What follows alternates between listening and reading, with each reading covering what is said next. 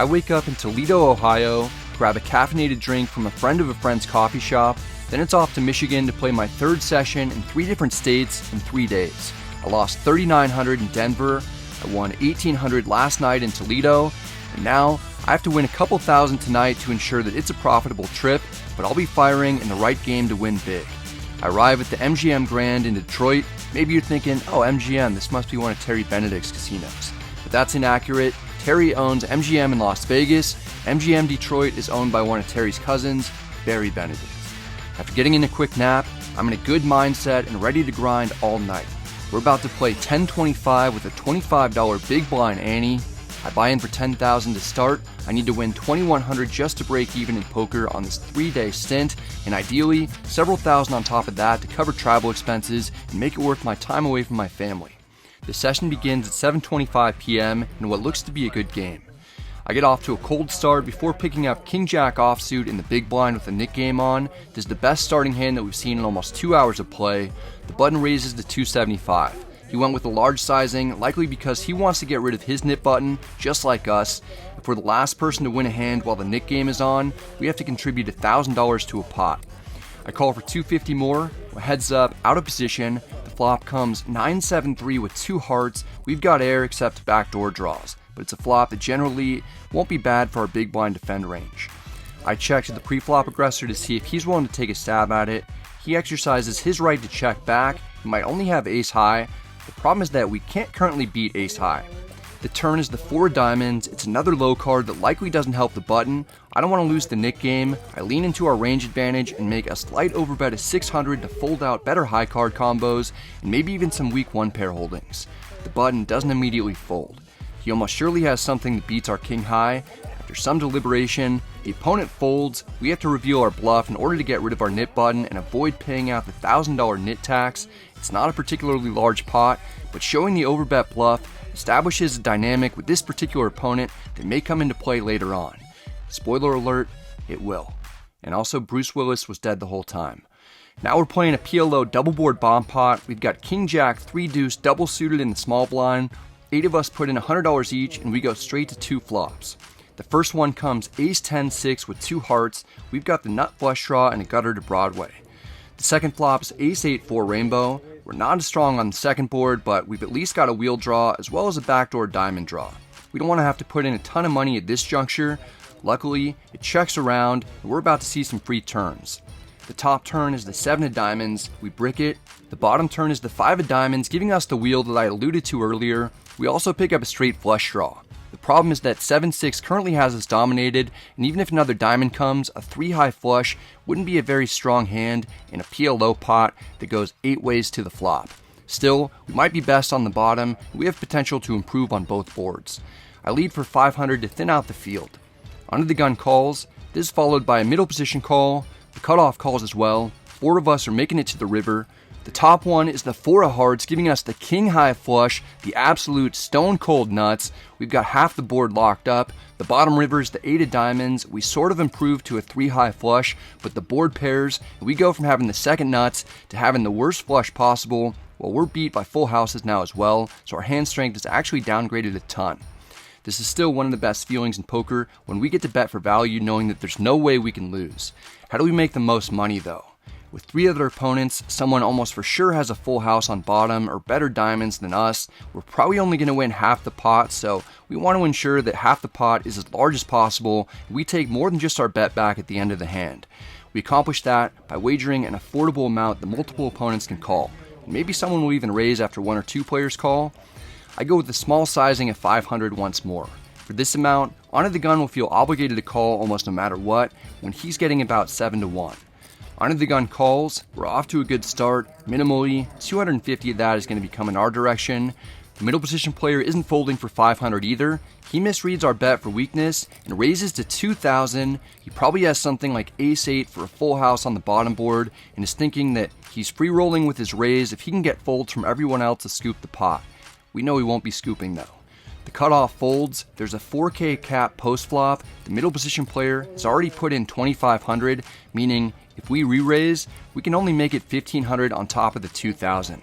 The middle position player will almost surely call a hypothetical raise, and will probably split the pot so it won't make us any additional money. It'll just force the under the gun player to fold. We don't want under the gun to fold. I call the 2000 with hopes of keeping the third player in to once again optimize profit. Under the gun doesn't look too pleased about having to call for 1500 more to get to showdown.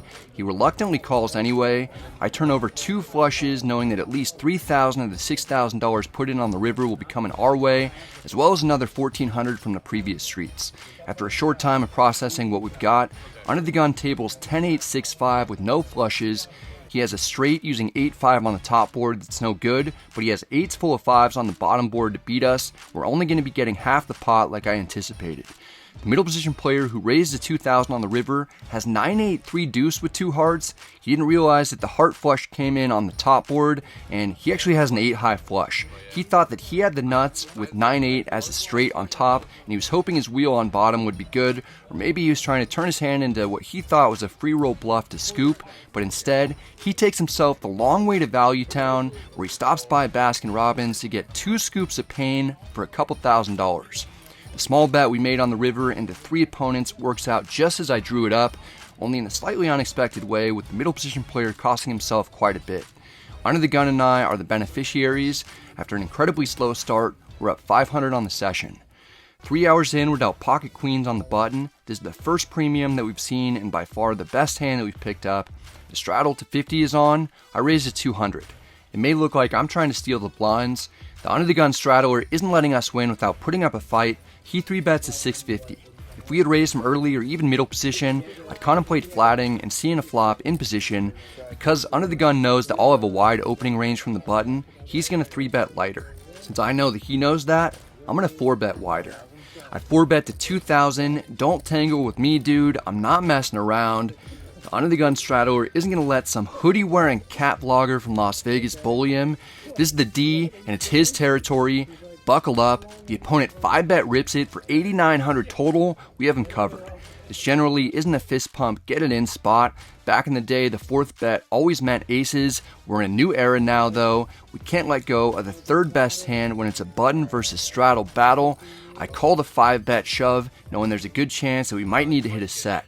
We're playing about an $18,000 all-in pot, and it's not clear whether we're ahead or behind. Under the gun proposes that we run it twice. That's okay with me when there's this much money on the line. I'd like to see what we need to hit or fade. You want to just flip it? I queens. You can hear in my voice that I'm confused as to why the opponent 5-bet jammed for almost 9,000 with ace-jack suited. It's the kind of thing I normally only see on ClubWPT Gold, where they have the absolute softest games. Be sure to sign up using my name Brad so that you'll get 40 in chips, which are redeemable for cash at 1-to-1 with the US dollar when you make a purchase of $19.99. So you instantly get an extra 20 chips in value. Plus, I've given away all sorts of opportunities for people to win $1 million or more and have had 6-figure free rolls. Gold is available in 44 states, and this month, Canada as well. I have more information in the description box below. Be sure to check it out. Back to this hand, we mostly just need to fade an ace and diamonds. The first flop comes King 5-5 with 2 clubs. It's safe for now. Plus, the opponent doesn't have a club in his hand while we do. The turn is the 3 of hearts. We only need to avoid seeing an ace. The river is the 9 of hearts. We have half the pot locked up.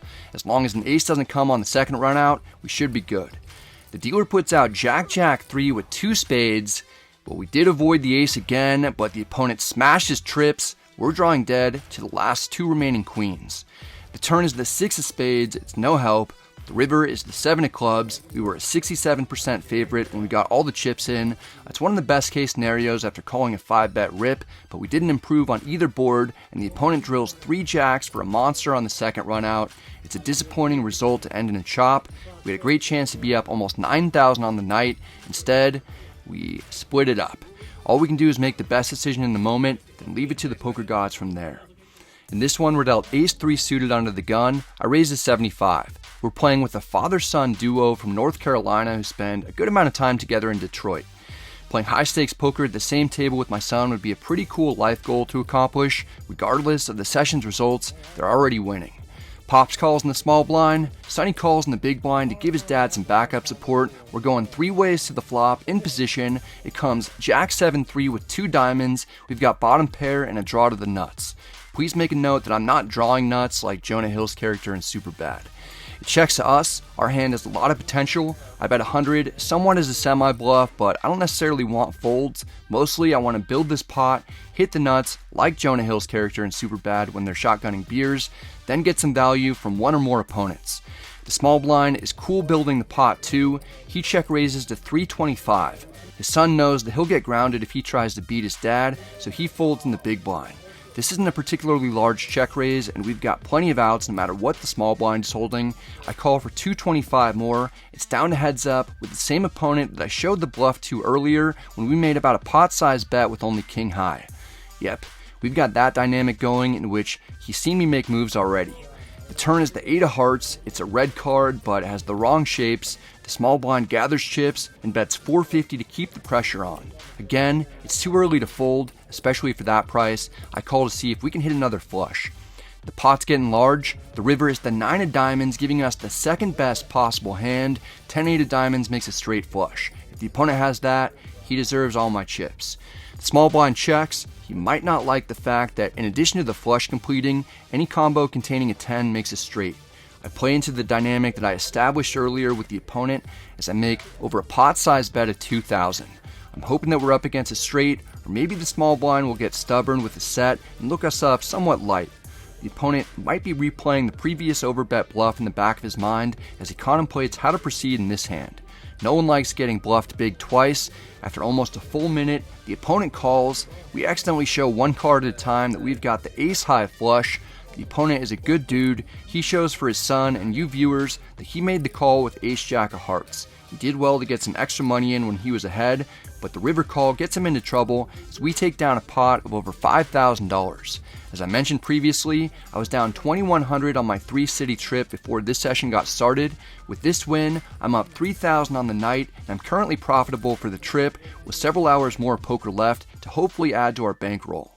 It's time for another PLO double board bomb pot. We're in the hijack holding ace 10, 8 deuce with 2 spades. 8 of us put in $100 each, and we go straight to 2 flops.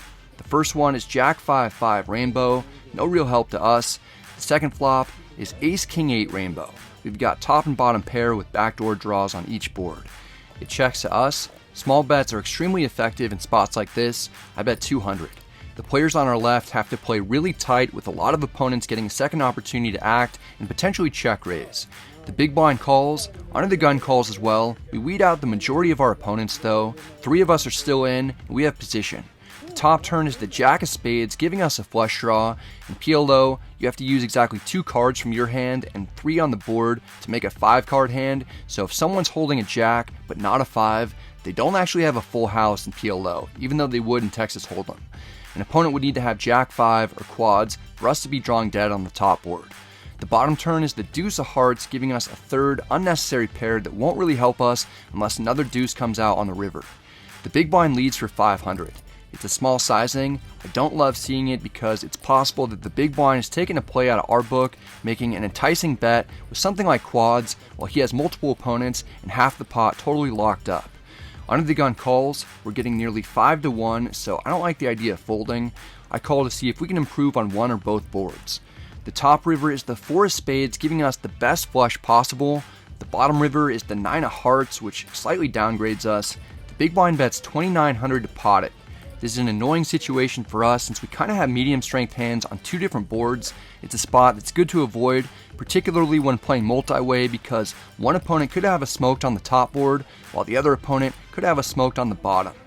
Under the gun calls, the big blind is the same player who took himself to Value Town in the previous bomb pot we played, so there's some possibility that maybe he's not sure how to optimally play these, making it more likely that I could have the best hand on at least one board to win half the pot. It's decision time for us. It's hard to be holding 5-4, Jack 5, or Jack 4, so I kind of feel better about my flush winning on the double paired board than I do about our 2 pair on the bottom board. Truthfully, I don't feel great about either though. After a good amount of deliberation and a long goodbye to our 4 amigos, I make the fold. The big blind says that he has quads. Under the gun says that he has top 2 on bottom. They chop the pot. I'm glad that I didn't make an ambitious call to lose thousands more than I needed to. Here we're dealt King 10 offsuit in the cutoff. The hijack raises to 75. It's down to heads up in the Nick game with me and the small blind needing to get wins, otherwise one of us will have to pay the $1,000 nit tax. I called to give myself an opportunity. If I didn't, the small blind could potentially win without much resistance and I'd be forced to pay the penalty. The small blind and big blind call. 4 of us are seeing the flop. It comes 7-6-4 all spades. We don't have a pair, but we've got a 10 high flush draw. No one's too excited about it. All of us check to see a free turn. The turn is the 9 of spades, giving us a flush with a straight flush redraw. The small blind and big blind check. The initial pre-flop raiser bets 150. It's tough to rely on our 10 high flush being best, but I call one time. The small blind also calls. If he's got the winner, it'll be costly for us.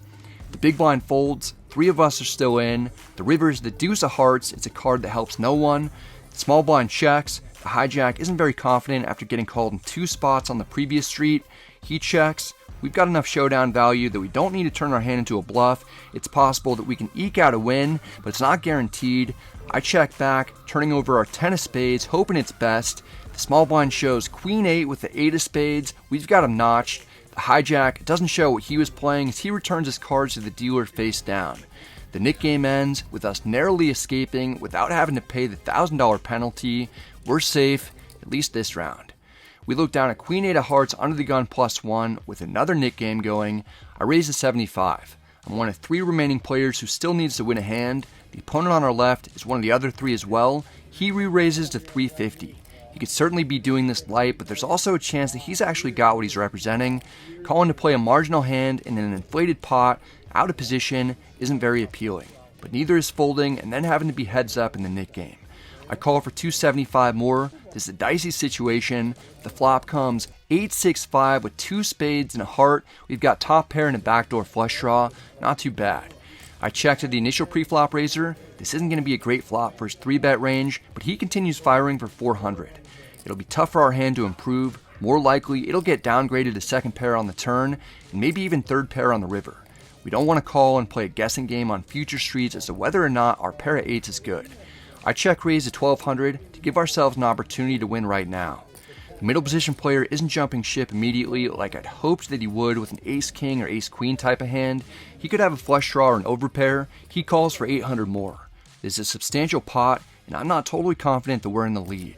The turn is the 9 of diamonds, putting 4 to the straight out there. Remember, this is a 3-bet pot. As the caller, this board smashes our range way more than it should for the 3-better. He'll rarely have a 7 in his hand for the straight. Mostly, he'll have face cards. However, the Nick game is on, so that does somewhat change things, but we don't have to bet too much to put a ton of pressure on the opponent. I bet 1200 again. Already, our opponent could think that he's drawing dead if he has an overpair, so he might consider folding some of those. He might choose a different route though too. In fact, he does. He raises to 4,000 to put the pressure right back on me. This isn't something that I expected at all. Ordinarily, there should be so few straight combos in the opponent's range. If the Nick game weren't on, I'd say that he could have pocket 7s, ace-7 suited, maybe 8-7 or 6-7 suited sometimes, and that's it. Some people never even 3-bet those types of hands over an early position raise. I'm wondering if he's only raising to see where he's at and he's taking a final stand with one pair or as a semi-bluff. I'm considering ripping it for 8,000 more, but it's just too dangerous. With the Nick game on, the opponent might have gotten out of line pre-flop and somehow smashed the flop or turn. I'll give the middle position player credit for what he's representing, though it seems suspect. We'll get to see what he has anyway. I fold. The opponent isn't too quick to turn over his cards. I think he'd rather keep him face down, but eventually he shows 7-4 diamonds. He 3-bet us incredibly light, then was rewarded and flopped the straight when we flopped top pair. We're 5.5 hours into the session. I've been getting very few playable starting hands. I chopped the largest pot of the night with our queens getting in against ace-jack, and now I've lost almost $3,000 in a strange way to once again be stuck on the session because the Nick game is on and someone decided to go nuts. I can't help but be tilted at this point. Stupidest hand I've ever seen. Wow. Nice man, nice man. Detroit's getting the best of me. I'm exhausted from all the poker and travel. Now I'm down about 5,000 on my 3-city trip. Plus, I'm potentially going to lose 1,000 more in penalties with it being heads up in the Nick game. We're dealt king 5 offsuit in the cutoff. The hijack raises to 75. I don't want to play this hand, but the small blind is the only other player with a nit button aside from me. I can't fold, then let the small blind have an opportunity to play aggressively and win the pot. I also don't want to just call. I 3-bet to 300 with a trash hand and maybe win right now and avoid paying out $1,000. Maybe we get lucky playing a bad combo like our neighbor did with 7-4. The big blind cold calls our 3-bet, not ideal. The hijack calls as well. 3 of us are seeing the flop. The dealer puts out jack 5 deuce rainbow. We've got middle pair. It's not the worst situation for us given that we 3-bet with such a terrible hand, but the big blind isn't even going to give us an opportunity to c-bet. Instead, he leads for 225 into a pot of over 900.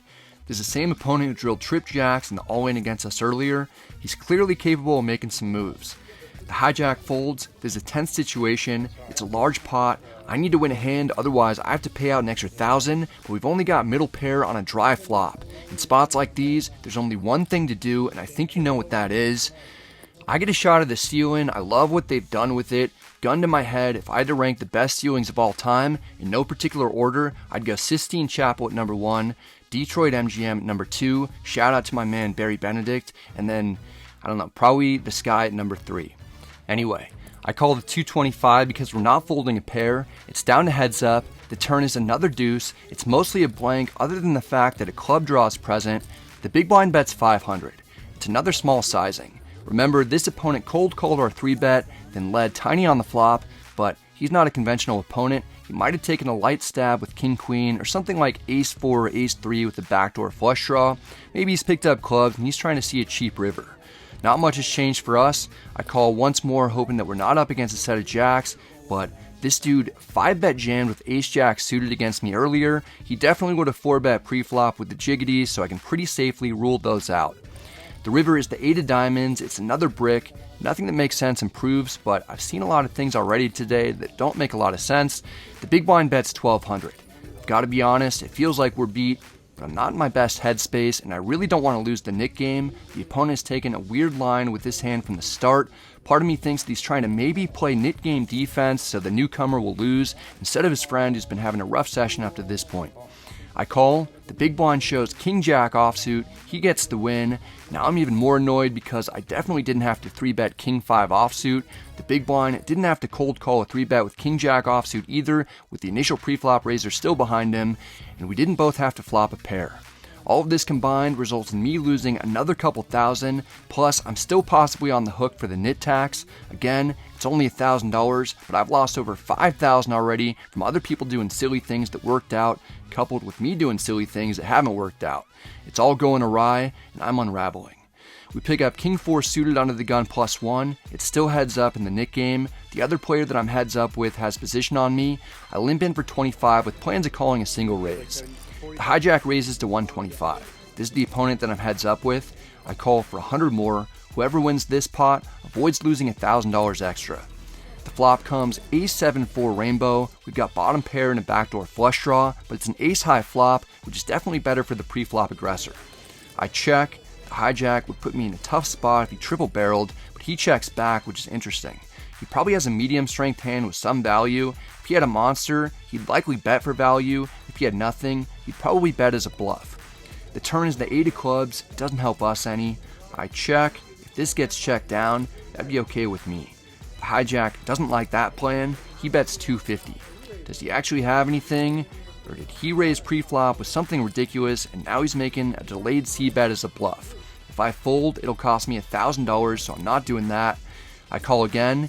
It's tough when watching a video to sense how few big hands we've made over a long stretch, but I haven't been able to connect very well. It'd be nice to drill something here. The river is the 6 of diamonds. We don't improve. We're left with bottom pair, which almost definitely isn't good. The only window open for us is that there's 4 to the straight on board, and the opponent probably isn't holding a 5. I have to make a last-ditch effort to rep 5 in a row, as I bet 800 to hopefully avoid losing 1,000. The opponent snap calls. We lose another sizable amount. This is quickly turned into a nightmare string of hands. The hijack has ace-8 offsuit. He flopped top pair, then turned top 2 pair. We weren't going to get him off of anything that strong. For 5.5 hours, I was managing to stay afloat. and I was actually winning despite not getting the best card distribution or runouts, but the past half hour, I've lost $7,000 pretty much solely because of the stupid Nick game, and I don't even avoid paying the penalty. Alright, I'm a loser this game. With this extra $1,000 that I have to put out, I actually lose $8,000 during the Nick game. The money that I've lost tonight isn't going to change my life, but it's still a lot. I'd love to say that losing doesn't affect me, but I'm a competitive person. I enjoy winning, not just for myself, but when we walk out of the casino with more money than we walked in with, it makes putting together the video and sharing it with you guys way more fun as well. I had high hopes for this 3-city trip, but now I'm down about 10K overall during my travels, with no reason to believe that things will turn around. I probably shouldn't give up hope though. We're dealt Queen 5 suited in the big blind, under the gun +1 limps in, the cutoff raises to 175. The small blind calls. This is only 5 minutes after losing the Nick game. I was on the fence about whether or not to add on. It's late in the night, I've chosen not to so far. I call for 150 more while we've got one of the shortest stacks at the table. Under the gun +1 calls as well. We're going 4 ways to the flop. It comes 10-7-7 with 2 clubs. We've got a flush draw with 1 over. The small blind checks. I check. Under the gun +1 checks. The initial pre-flop raiser has an opportunity to c-bet. He goes for it, wagering 600. Small blind thinks for a bit. He likely doesn't have much though. He folds. We've got just over 3,000 in our stack. I'm not interested in calling and trying to hit another puppy foot. I take the aggressive option and I jam for 31.25 total. There's a chance that we're already drawing dead, but at this point in the night, I wouldn't mind heading back to the hotel to pack my things anyway. Under the gun +1 folds. The cutoff says that he can't call and folds pocket 3s face up. Everyone at the table knows that it's been a frustrating session for me. They've actually all been really nice letting me join their game with all regulars. I feel bad because I'm not in the best mood, but this win helps boost morale and gets me thinking positive again that the night might be salvageable. I add on for 5,000 more before being dealt Queen Jack offsuit, grinding it out 5-handed at 2:14 in the morning. The straddle's on, I raise to 150. The small blind calls. When it's short-handed, everyone has to fight harder for pots and pump up the aggression. The big blind puts in a very small 3-bet to 400. This is less than 3 times my initial raise size, plus he's out of position and the small blind already called. If I were the big blind, I'd have made it closer to 750 or 800. Usually, I'd gladly fold Queen Jack offsuit, but for this price, while we're in position, I can't let it go. I call for 250 more. Small blind can't fold almost anything with the price that he's getting when he's closing the action. He calls as well. 3 of us are seeing the flop. The dealer puts out Jack 9-6 with 2 diamonds. We've got top pair, 1 over, and a backdoor straight draw. Small blind checks. It's possible that the big blind has an overpair to the board, and we're drawing super slim. He's going to rep top pair better with a fairly large bet of 700. Sometimes people make small 3-bets pre-flop with hands like pocket aces. Now, I'm in no man's land after calling the re-raise with a speculative holding and wondering where the hell I'm at. Still, how do we hit top pair and fold? I call to see at least one more street. The small blind folds. It's down to heads up with the player who has just over a pot-sized bet left in his stack. The turn is the queen of spades giving us top 2 pair. We smash it. At least I think we do. The big blind doesn't seem to mind it though. He's got 2870 total. It looks like he's contemplating a shove. Maybe he's got a set, or maybe he's got some sort of ace-high draw with diamonds and or a shot at Broadway.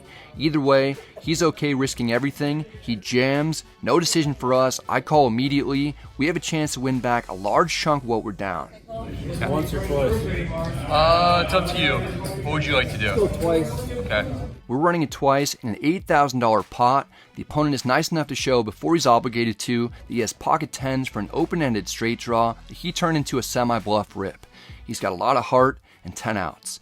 We need to hold on both runouts if we want to cut down the deficit. This could be our last opportunity to win a big pot since it's late and the game's dying down. The first river is the 3 of spades, guaranteeing at least half the pot will be coming towards us. We just have to fade a king, 10, or 8 to scoop. The second river is the 5 of diamonds. Our top 2 pair wins it. We have the opponent covered. It was a very rough stretch that we had going for a while, but we managed to outright win the second biggest pot that we've played tonight. All the opponent's chips are moved our way as the session, night, and trip comes to a close. I feel like Victor Wembanyama hitting a 3-pointer at the buzzer, only to lose by 9 instead of 12, but we go from being absolutely buried to being down a more respectable amount. We call it a night. 20 minutes later, after playing for 7 hours, I lose 3,500 total on the session, but that's okay with me since not long ago, I was down 8,000, so we made a sizable comeback. Some of the guys I played with offered to save me a trip to the cage by cashing me out at the table. I lost 2 or 3 sessions on this mini poker tour, but I had a great several days overall. I got to hang out with Lenny in Denver. He even let me stay at his house. I got to jam out with Citizen in Toledo, Ohio, before we had an awesome poker session with beers and Washington apples. Plus, everyone we rolled in with booked wins before we had an after-session celebration at a local bar. Then, I capped it all off in Detroit where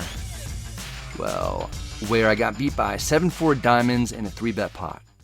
That's it for this one, guys. I hope you enjoyed it. If you did, I'd appreciate it if you hit the like and subscribe buttons. Helps out the channel a ton. If you have any questions or comments, feel free to let me know in the comment section. I'm happy to get back to you. I had a ton of fun on this 3-day, 3-city adventure that I went on. Went to Denver, Toledo, Detroit. It was kind of grueling, but I had a blast making videos from, poker rooms across the country, and I'm looking for more places to do that. So if you have any suggestions, let me know in the comment section down below, and maybe I can go to a poker room near your hometown. Don't forget to join Gold using my name, Brad, for additional perks.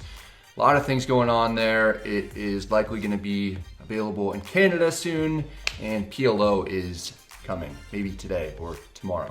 All right, guys, hope you're all doing well. Hope you're staying safe. Good luck at the tables.